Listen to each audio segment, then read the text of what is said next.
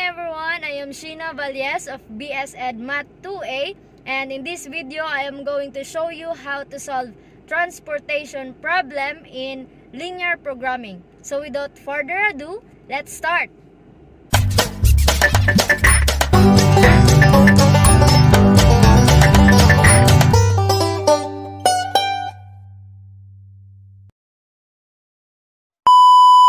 In this case, meron na tayong problem in a given table. So, gagawin na lang natin yung mga methods. The first method that we will going to use is the northwest corner method. In this method, we will start allocating in the first column and first digit of our table. So, we have here supply and demand, and kung sino yung pinakamaliit, yun yung i-allocate natin. So, we have 300 and 400. So, let's have here 300. 300 will become 0, and 400 minus 300 is 100. So, we still have 100. So, 100 and 150. Let's allocate 100. So, 100 will become 0, and this one will become 50. And then, the value of our demand here for the first column is 50, and the first row of our table is 0. So, let's move on for this digit. So, in this case, we have 50 and 100. So, let's allocate 50. So, this one will become 0, and this one, 100 minus 50 is 50. Then, we still have 50. So, let's allocate 50 here. And 50 will become 0. And 350 minus 50 is 300. So, since it is 0, di na natin yan papakialaman. So, 0 na din yung first and second row. So, dito tayo sa third row.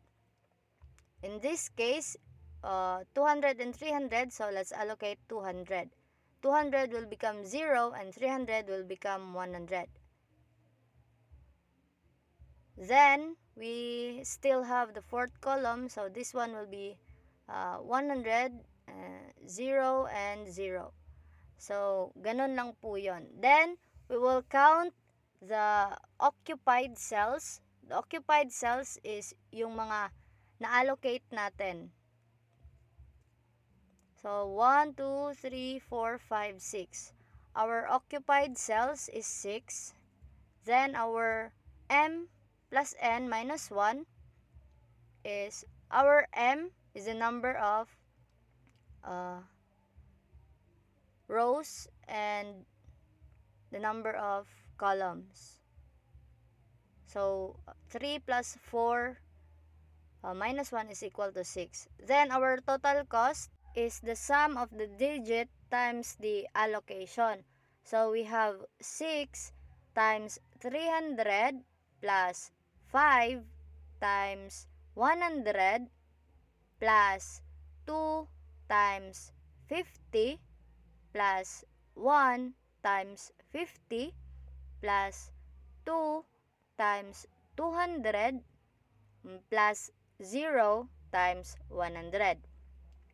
So, we have this one is 1,800 plus 500 plus 100 plus 50 plus 1,000 and 0. So, the total cost is 3,450.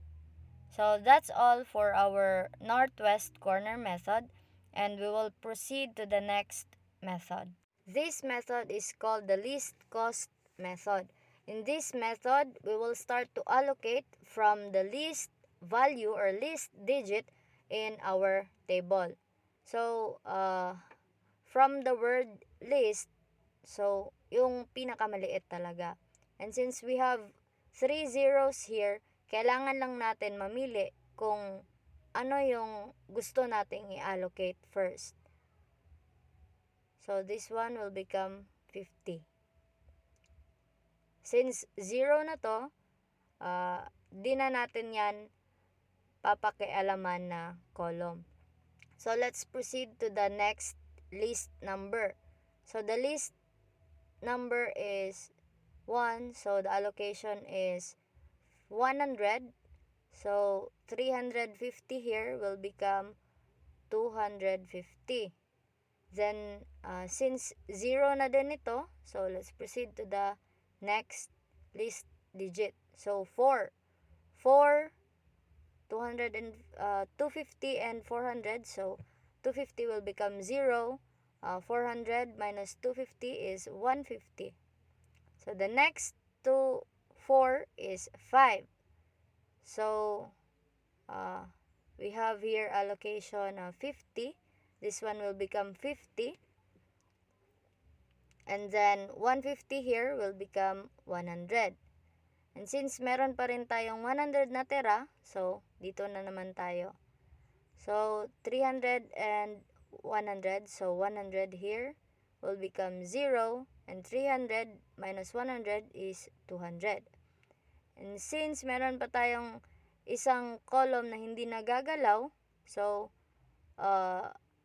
let's allocate 200 here. So 200 will become 0, 200 will become 0. Then we will count the occupied cells. So for this one, we have 6 occupied cells. And our m plus n minus 1 is the same. So 3 plus 4 minus 1 is equal to 6. So let's proceed to the total cost. So for the total cost, we have 6 times 100 plus 5 times 50 plus 4 times 250 plus 1 times 100 plus 10 times 200 times 0 plus 0 times 100. Then we have 600 plus 250 plus 1,000 plus 100 plus this one is 2,000 and plus 0. So the total cost for this method is 2,300. Ay wait, mali pala. So we have here 3,950. So that's all for our least cost method. Our next method is the Vogel's approximation method. So in this method, meron tayong idadagdag dito na row penalty at saka sa baba naman is yung column penalty. So paano ba makuha yung row penalty tsaka column penalty? So sa row penalty, kailangan lang natin tingnan yung each rows sa ating table. So for this row, the two least numbers here is 3 and 0. So isa-subtract lang natin sila. So 3 minus 0 is 3. So this one is 2 minus 0 is 2. Then the next one is 1 minus 0 is equal to 1.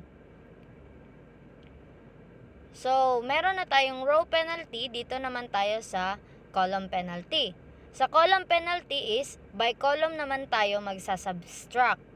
So, this one, 5 minus 4 is 1. Then, 2 minus 1 is 1. So, 9 minus 5 is 4. Then, dito naman is 0.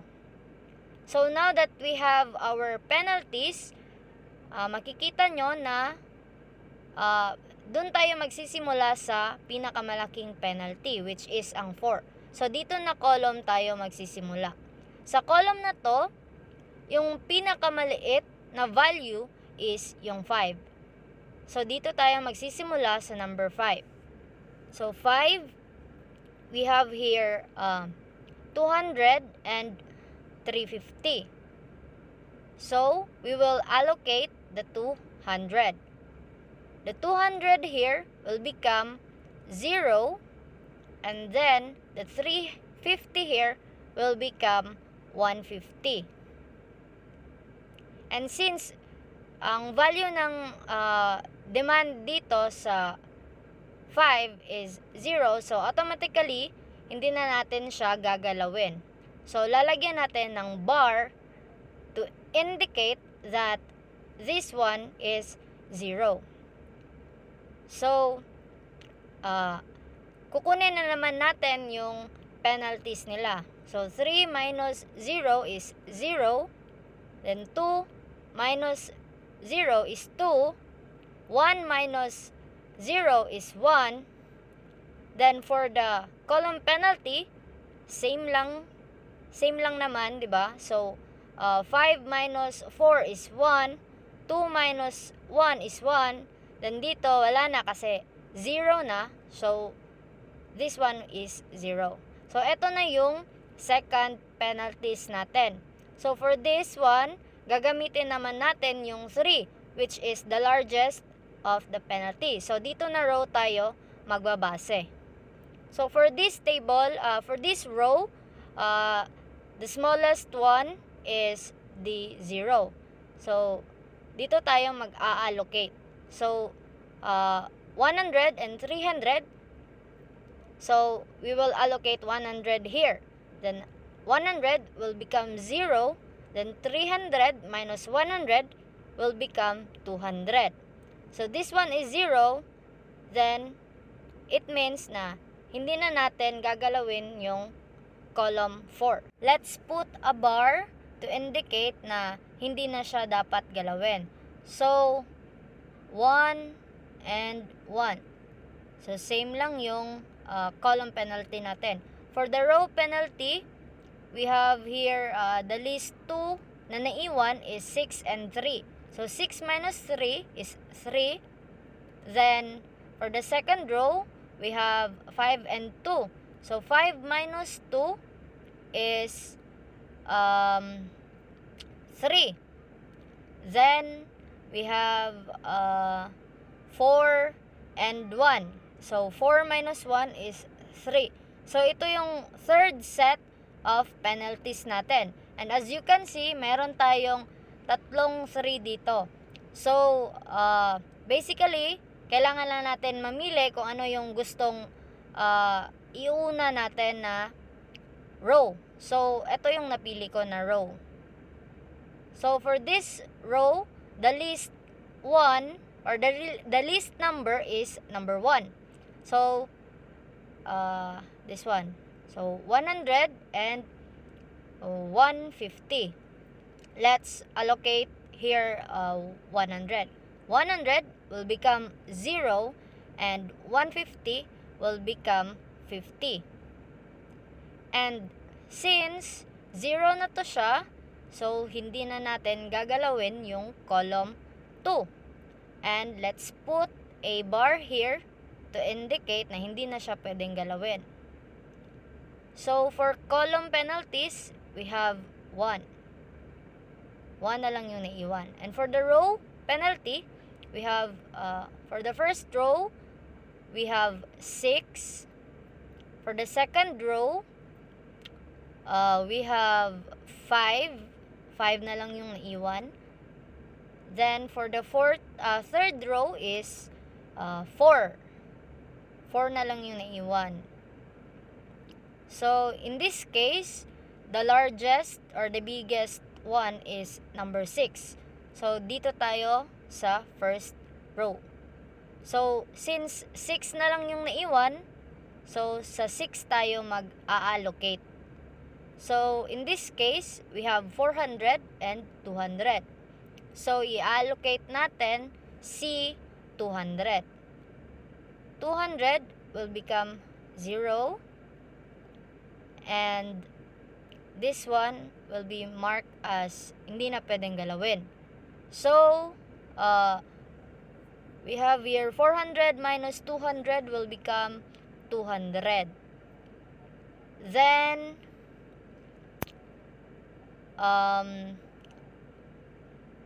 yun na.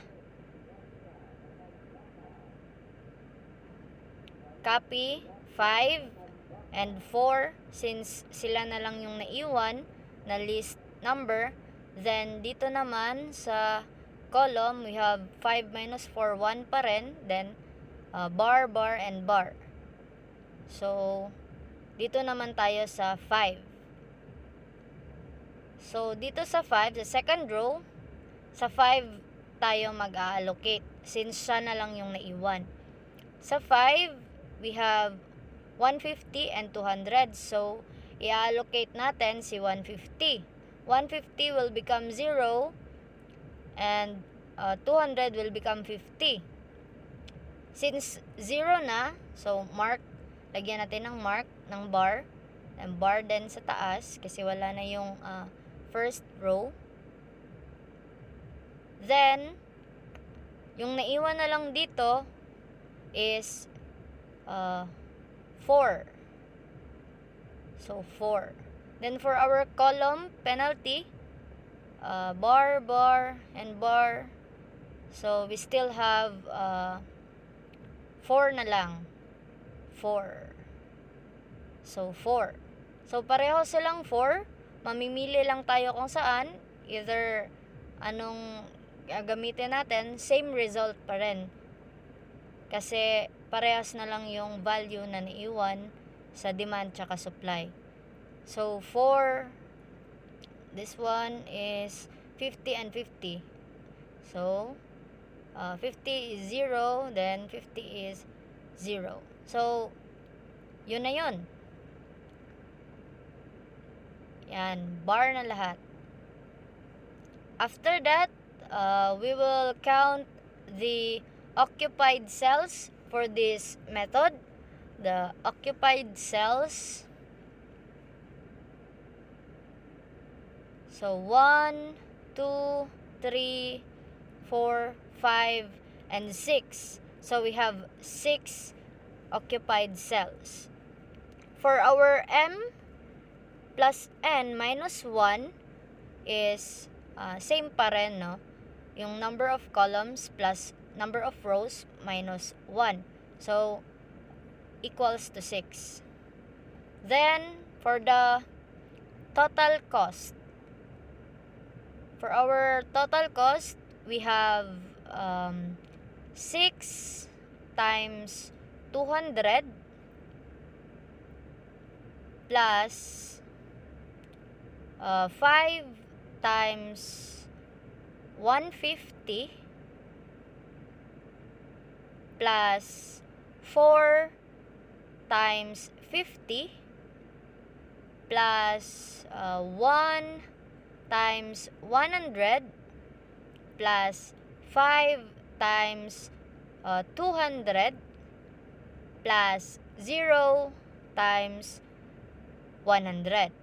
Then we have this one is 1,200 plus 750 plus this one is 200 plus 100 plus 1,000. So the total cost is 3,250. So that's it for our Vogel's approximation method. After ng Vogel's, ito naman yung MODI. Dito sa MODI, gagamitin natin yung table na nabuo natin sa Vogel's, yung mga allocation. So, this row will be our U1, U2, and U3. And the columns will be our V1, V2, V3 and V4. Then, after that, we will find the used routes. So, sa used routes, ito yung mga may allocations. So, we have here U1 plus V1.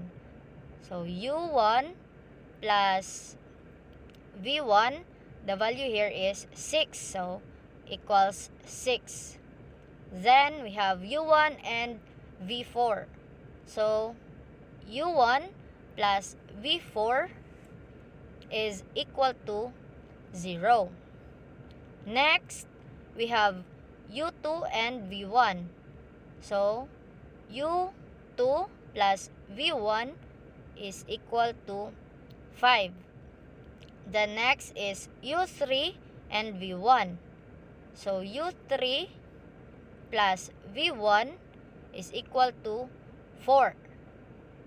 Next, we have U3 and V2. So, U3 plus V2 is equal to 1. Then last, we have U3 and V3. So, U3 plus V3 is equal to 5. Pagkatapos nyan, as you can see, mas marami tayong values na present si U3. Kaya naman, in this case, we will let U3 is equal to 0 para mahanap natin yung ibang values. So, in this case, U3 is equal to 0. So, dito tayo magsa-start sa may mga U3. If U3 is equal to 0, so, in this case, V3 will be equal to 5. Then, next, we have here, U3 is 0 plus V2 is equal to 1. So, V2 will be equal to 1. Then, next, we have U3 plus V1 equals 4. So, U3 is 0. So, V1 is 4. So, meron na tayong mga values. So, U2 plus V1 equals 5. So, V1 or V1 here, meron na tayong value which is 4. So, U2 is equal to 1. Then next, this one, we have U1 plus V4. U1 is, wala pa pala tayong value. So, let's proceed sa first. So, U1 plus V1 equals 6. So, V1 natin is 4. So, our U1, U1 is equal to 2. So, we have U1 plus V4. Since our U1 is 2, plus 4 equals 0, then our V4 will be equals to negative 2 para maging 0 siya. So, pagkatapos nyan, dito naman tayo sa next. Sa next one is hahanapin naman natin yung mga unused routes. So, yung unused routes is yung mga numbers or digit na walang allocations. So, we have here U1 and V2 is equal to 3. Then, we have U1 plus V3 is equal to 10. Then, we have U2 plus V2 is equal to V2. Then we have U2 plus and V3 is equal to 9. Then U3 and V4. V4 is equal to 0. And meron pa palang U2 and V4. U2 and V4 is equal to 0 din. So, pagkatapos nyan,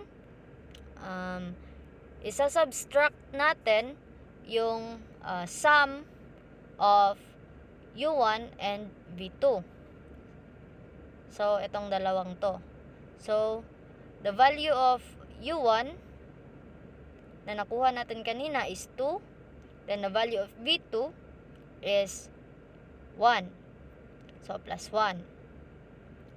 Then, we have this one, U1 and V3. U1 is 2 plus V3 is 5. This one. So, this one is U2 and V2. So, 1 plus 1. And in this case, U2 and V3, U2 is 1 plus V3 is 5. So, plus 5. Then, next is U3 and U3. Our U3 is 0. So, 0 plus V4. V4 is V4. V4 is negative 2. Yan. Plus negative 2. So, next is U2 and U2 natin is 1 plus V4. V4 is negative 2. So, plus negative 2. After that, let's do operate this through So, this one, 2 plus 2 is 3 minus 3 is 0. This one is 7. 10 minus 7 is 3. This one is 2. 2 minus 2 is 0. Then this one is 6. So 9 minus 6 is 3. Then next one is negative 2. 0 minus negative 2. Since the sign is negative, so it will become positive 2. So this one is negative 1. So still negative, and negative is positive. So positive 1.